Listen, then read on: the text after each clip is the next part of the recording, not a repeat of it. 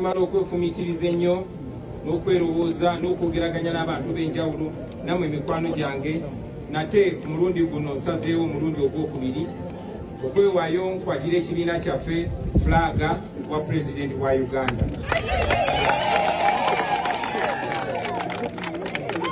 Njagala manye baganda bange nti si kinyumu, si kwagala nnyo, si kwagala bitiibwa oba tutumu, naye waliwo olugendo olutannaba kukuka.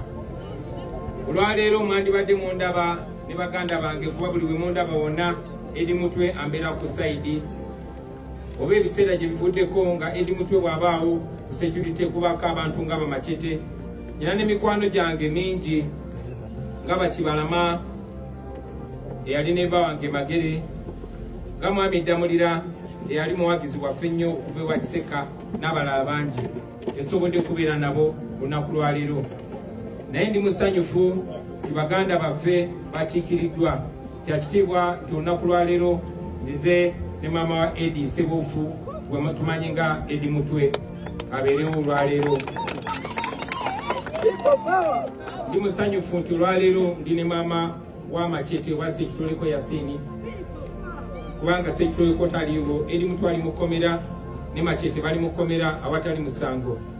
Nzize ne mukyala wa muganda waffe eyabuzibwawo John Bosco Kibalama, yali neiba wange ng'emyaka ekisoba mu 6 tannalabikako naye ngera tukyamunoonyera nga tukyamubanja kuba bamutwala tubamanyi.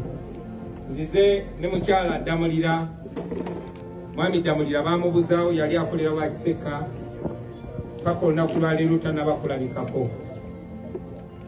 Of course nzize ne mutabani wange Shadrack Mbogo naye abeerewo ku lw'abaana bange, naye okusingira ddala nze ne mukwano gwange asinga gwe bayita Babula Kyagulanyi. Okujja n'abantu bano njagadde enju yange ekiikirirwe, naye n'okusingira ddala mikwano gyange bakiikirirwe okutujjukiza ffenna nti waliwo olugendo olutannaba kukuka, waliwo unfinished business. Twawangula ku mulundi guli akalulu kaffe ne bakabba, bangi baali baagala tubiveeko naye twagana okubivaako kubanga tetugenda kuwanika paka nga tutuuse ne twagala okutuuka.